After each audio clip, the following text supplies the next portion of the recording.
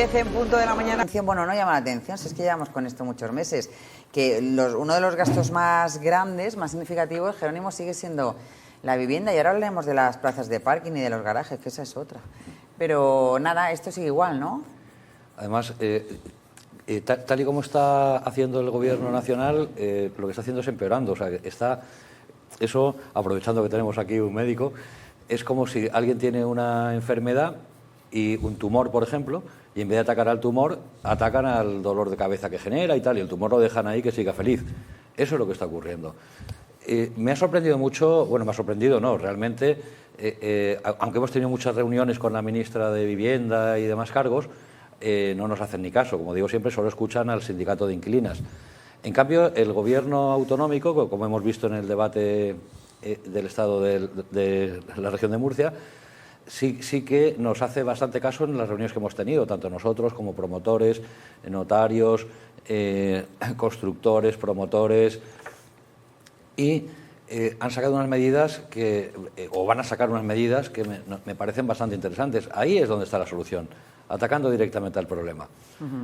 De esas medidas que han anunciado en estos días, ¿cuál te parece que puede ser la más rápida y la más efectiva?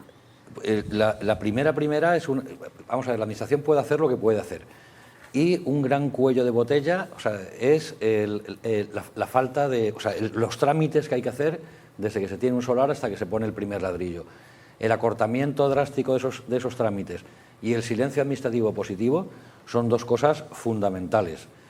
Falta liberalizar más suelo, porque hablan únicamente de poner a disposición suelo público, que el suelo público es un suelo que, cuando se ha urbanizado en algún lado, hay una obligación de hacer una cesión de suelo al ayuntamiento. Entonces, esas cesiones es con lo que pueden jugar. Pero vamos, quedan un pelín cortas, pero van bastante acertadas. Bueno, pero 100 viviendas, por lo menos yo lo que oí ayer en el estado de la región fue que iban a hacer unas 100 viviendas y que iban también a hacer en la renta una deducción de 1.200 euros a aquellos que saquen las casas que tienen cerradas para alquiler. Pero claro, estamos hablando siempre del problema que tiene la vivienda privada, que sabes tú que ahí no sé, o sea, la gente no va a alquilar lo que tienen que alquilar porque les da miedo que entre un ocupa en casa, lo de siempre. No solo el ocupa, a ver, el problema que hay es la inseguridad jurídica. La inseguridad jurídica. ¿Cuándo hay inseguridad jurídica? Cuando no sabes las reglas del juego. Eso es como ponerte a jugar a las cartas, yo qué sé, a cualquier juego, al cinquillo, a cualquier juego, y en mitad de partida te dicen, ahora cambian las reglas, ahora está así. Entonces tú estabas almacenando una serie de cartas y resulta que ahora eso no vale para nada, porque ahora las buenas son otras. Esa inseguridad jurídica lo que hace es que a la gente le dé pánico alquilar. Y luego, además, la política general que se está siguiendo es que se está demonizando al propietario. O sea, queremos que haya alquiler, sí, pero el que tiene propiedades es un rentista, es un especulador, es un tal, es un cual. Entonces, pues todas esas cosas, todo eso junto hace que digas, oye, pues mira, yo tengo esta casa para mi cría de 7 años cuando sea mayor que tenga casa, la podía estar alquilando mientras tanto, pero mira, aquí la dejo cerrada que estoy más tranquilo. Y, sobre todo y aunque me des 1.200 euros de mi IRPF, me da igual. Claro. ¿Por qué? Porque lo que no quiero son problemas. Hay que tener en cuenta que más del 98%, en Murcia, más del 98% del mercado de alquiler es de pequeños ahorradores, gente que o ha comprado para su hija o ha comprado a lo mejor para alquilarlo para mejorar su pensión cuando se jubile, cualquier cosa de estas. Y es un perfil muy miedoso, digamos, muy prudente. Entonces, mientras vea riesgos, va a tenerlo apalancado y eso no sale. Pero eso es un síntoma, un signo, pero el principal problema es la escasez de oferta. La escasez de oferta en alquiler, pero es que incluso en compra. Y además, igual que avisábamos que venía el lobo con lo del alquiler, ahora ya estamos avisando hace tiempo que viene el lobo en la venta. Yo, mira, unos datos que os puedo dar, simplemente que me traigo aquí preparados, son los siguientes. Perdón, no sé. A ver, en España, a nivel nacional, según el INE, se crean unas 330.000 familias al año, familias estables que buscan vivienda. Eso y el año pasado, por ejemplo, en 2024, se crearon 97.837 viviendas a nivel nacional. ¿Qué quiere decir? Que hay un déficit, solo en 2024 hubo un déficit de 232.163. El propio Banco de España nos advierte que hay un déficit acumulado de unas 600.000 viviendas. Lo dijo el anterior gobernador, pero incluso el actual exministro repitió este dato, o sea que es una cosa muy seria. Y hablando de la región de Murcia, también se estima que parejas estables que se crean cada año que buscan vivienda son unas 7.200 en la región de Murcia. Y el año pasado se terminaron 2.388 viviendas. Eso supone que solo en 2024 hubo un déficit de 4.812 y se estima un acumulado de unas 35.000. ¿Eso es o no es un problema? Ese es el problema. Pero luego, ahora vamos a la solución. Bueno, la solución no, a seguir planteando dónde se amplía el problema. En los viejos tiempos, cuando se hacía una promoción, eran 3 tercios. Un tercio era el valor de suelo, un tercio el valor de la construcción, un tercio el beneficio promotor. Hoy en día eso ha cambiado drásticamente. Hoy en día el suelo es aproximadamente un 22%, un 63% el coste de construcción y un 15% el beneficio de promotor. Traducido a dinero. Un estándar, podríamos decir, el suelo por metro cuadrado, estaríamos hablando de 528 euros por metro cuadrado. El coste de construcción, 1.512 euros metro cuadrado. Y el beneficio del promotor, que antes era un 33, lo han bajado a un 15, es decir, 360. Pero ¿qué ocurre? Que si un promotor intenta ir por debajo del 15, el banco no le va a dar el préstamo. ¿Por qué? Porque el banco estima que un 15 es un 5% anual, con una inversión muy potente. Volviendo a traducir ahora a vivienda, una vivienda estándar de 100 metros. Estaríamos hablando que con estos datos nos saldría que la vivienda, el coste, sería 240.000 euros. ¿Qué ocurre? El código de edificación, por eso es tan caro el coste de construcción, es saliéndome del mercado inmobiliario y yendo a otra cosa para que se entienda mejor, como si hubieran dicho, bueno, el mejor coche que hay ahora mismo es un coche muy seguro, que consume poco, muy eficiente, es el Mercedes S, que vale 120.000 euros. A partir de ahora prohibimos todos los coches y el que quiera comprarse un coche se tiene que comprar un Mercedes S. Eso es lo que ha hecho el código de edificación. La gente que antes se compraba el Seat Ibiza ya no puede comprarse porque no existe, está prohibido. Si se permitiera eso, que sí, es un coche muy digno y además en automoción, por ejemplo, no son tan rigurosos, simplemente es ciertos parámetros de seguridad, pues podríamos bajar un 15% el coste de construcción. O sea que la vivienda de 100 metros, que nos cuesta 240, podría quedarse en 213.000 euros. Pero ¿qué ocurre? Que el módulo de VPO, que es el que se usa para la vivienda asequible, dice que está en Murcia, capital en concreto, en 2.069 euros el metro cuadrado útil, que son 1.700 y pico el construido. Entonces, si a mí algo me cuesta hacerlo 240 o 213 si pudiera bajar los niveles dejando una calidad bastante aceptable, y lo tengo que vender para que sea asequible a 1.700, pues no salen los números. ¿Qué quiere decir? Que eso también hay que cambiarlo, hay que cambiar el módulo de VPO, porque si no, no vamos a tener vivienda nueva. Pero los principales problemas que hay para hacer obra nueva, es el principal que me cuentan todos los promotores, es que no existe mano de obra cualificada. Los albañiles, electricistas y tal de la temporada pasada, que ya tienen 50 y pico años, ya están pensando en jubilación, los pocos que quedan, porque muchos han salido del mercado, y se están supliendo con gente que viene pues del Magreb, de Sudamérica, que tienen una cualificación bastante baja, porque las construcciones en aquellas zonas pues son inferiores a las que hay. Cuéntanos algo bueno, por favor, de allí, no, pues, porque es que voy a volcar la mesa, vamos a ver, que es que ahora vamos a ir con las plazas de garaje, que es que no sé, que la gente antes de comprarse una casa mira si alrededor puede hacerse con una plaza de parking o algo así. Pues eso es cosa ha hecho mucho daño en Murcia el plan de movilidad, porque ha eliminado muchísimo aparcamiento en Hay una en la cosa del calle. plan de movilidad que yo no entiendo, que es cómo pueden ir todos los carriles llenos de la Gran Vía, vacíos, ¿El autobús? vacío el del autobús, y en el momento que te metes en el del autobús, Te un multan. segundo, te multan, y te multan mucho, además. Y dices tú, pero ¿por qué este atranque aquí? ¿Pero por qué esta calle que puede ser de 2 sentidos ahora resulta que solamente es de una y tengo que darle la vuelta a un barrio entero? para poder ir al sitio al que quiero ir. Ya advertíamos, absurdo. desde antes de que se ejecutara, ya advertíamos que estaba hecho simplemente con el único objetivo ideológico de llenarlo todo de carriles bus y bici.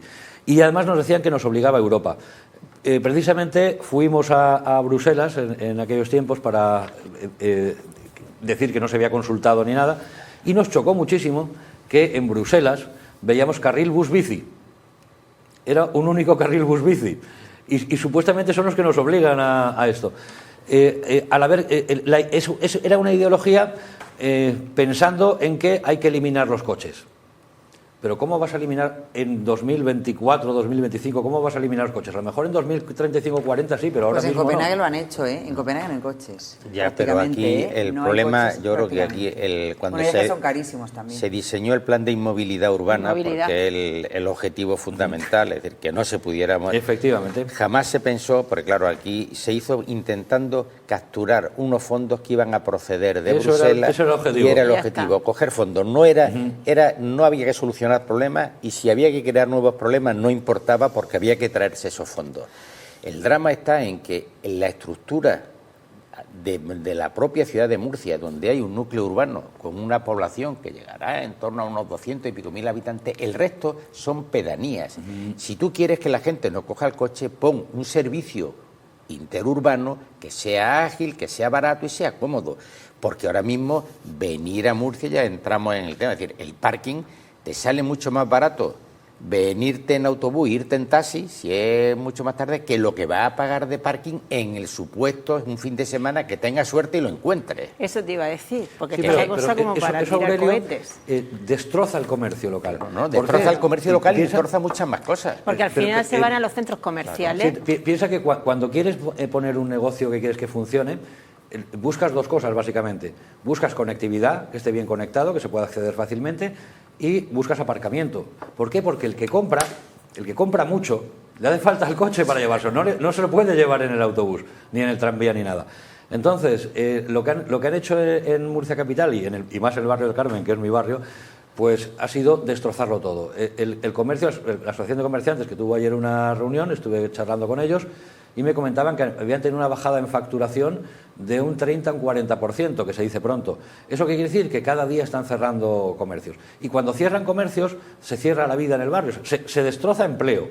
Y además hay menos seguridad, porque el comercio con la iluminación, el movimiento, da seguridad. No es solo en el barrio del Carmen, es yo en te hablo toda de lo que Murcia conozco, pero capital, sí. que están cerrando comercios día sí, día también. O sea, esto ya es una situación también económica, porque cada vez tenemos menos poder adquisitivo y, claro, en un momento dado, pues la gente tiene que cerrar, porque es que los autónomos son los que más están sufriendo esta crisis, porque además estamos embutidos en la crisis, sí, pero, y más Carmen, de este gobierno. El problema ampliado es que gente del Palmar que antes venía a comprar a Murcia, ahora prefiere irse a los centros comerciales. Sí, claro. ¿Por qué? Aire Porque venir a Murcia, como ha dicho Aurelio, claro, es un infierno.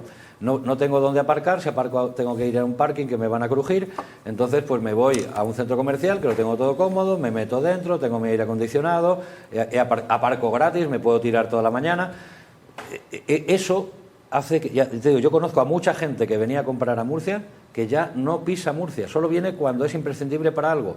Eso es lo que ha conseguido nuestro plan de movilidad, de inmovilidad, como bien dice Aurelio. Sí, yo también estoy con Aurelio. Y consiguiendo eso, pues lo que está haciendo es destrozar el tejido comercial de Murcia. Murcia siempre ha sido una ciudad muy atractiva para las compras y ahora mismo se lo está llevando todos los centros comerciales. Deben haber sacado el champán, porque la base de todo era trincar pasta. Sí, al final, es decir, el drama es cómo se genera un problema absolutamente innecesario para trincar una pasta que al final no resuelve absolutamente nada, que además comprometía con un 30% que tenía que poner el propio consistorio al aceptar las condiciones. Es decir, algo absolutamente difícil de entender desde una perspectiva mínimamente racional, porque desde lo que es el sentido común era difícilmente justificable, porque si vamos al tema de ese supuesto ecologismo, es verdad que moverse en bicicleta es muy sano.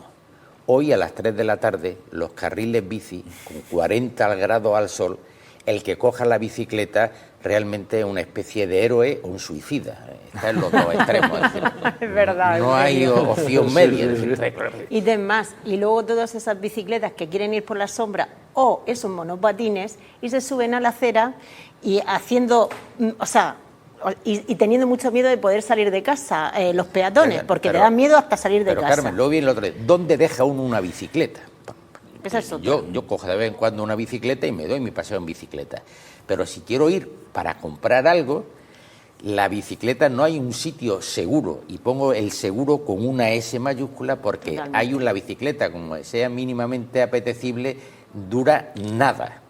Con lo cual, es decir, estamos en un contexto donde se diseña un problema y cuando se diseña el problema se busca que tenga una solución lo más complicada posible para que el problema persista por los tiempos. Es decir, no tiene justificación lógica, parece más bien la pesadilla de un burócrata que en un momento determinado y en pleno delirio, queriendo hacer la Pascua al prójimo, se inventa una cosa con unos conceptos ecologistas absolutamente fuera de... Porque además el problema es que han dificultado el tráfico, los niveles de contaminación siguen creciendo porque se retiene más, un coche parado contamina más que un coche en marcha, es decir... El Lumbreras que hizo el diseño merece que... Le coronen.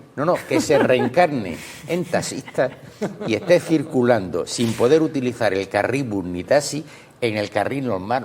Por lo menos, yo no quiero ser muy duro con él, pero con 5 años me conformaría para que se diera cuenta cuáles son las consecuencias de lo que hace. Porque el problema de los errores no es cometerlos, es las consecuencias de los errores y quién paga las consecuencias de los errores. Pues siempre los ciudadanos de a pie. Sí.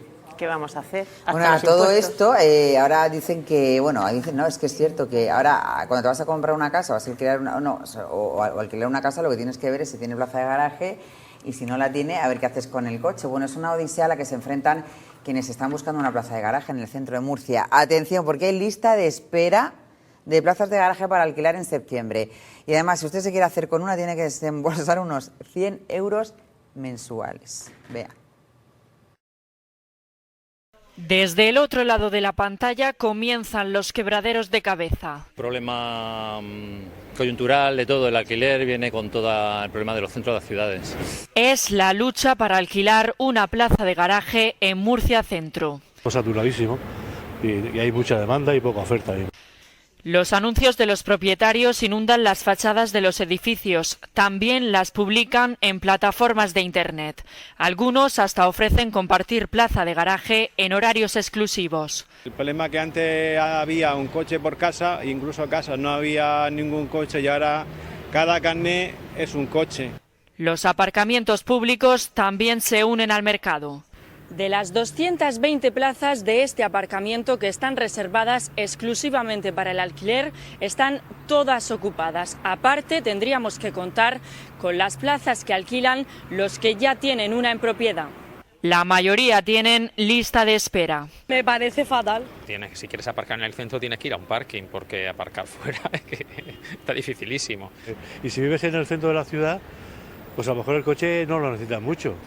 Aquellos que quieren un sitio donde dejar el coche en septiembre tienen que empezar a buscar con más de 3 meses de antelación. Bueno, pues añadimos un gasto más, un problema más y un calentamiento de cabeza más, que como no tenemos ninguno, ¿verdad? Bueno, vamos con más asuntos porque...